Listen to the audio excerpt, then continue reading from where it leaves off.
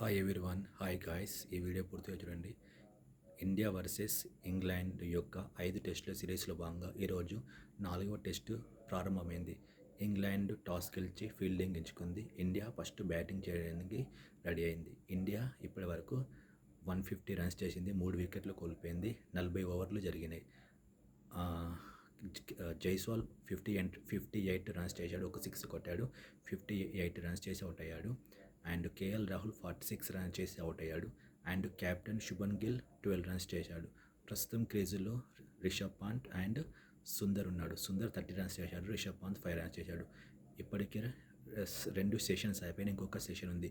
Tea break కూడా అయిపోయింది. So ఇంకా ఉన్న రిమైనింగ్ ఓవర్స్లో ఇండియా ఎంత రన్ చేస్తుందని చూడాలి.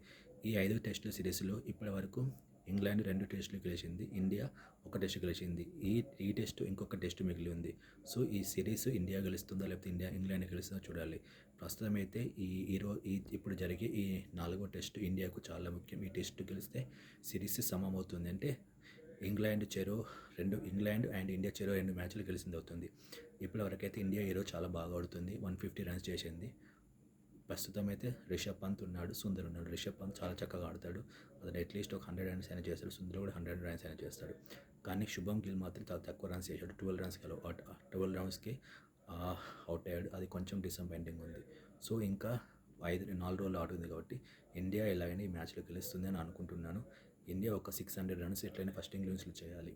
సో ఇది ఈ మ్యాచ్ యొక్క updates. As of now India 150 runs చేసింది. As of now this is for today as of tea break session. Thanks for watching this video. Thanks so much.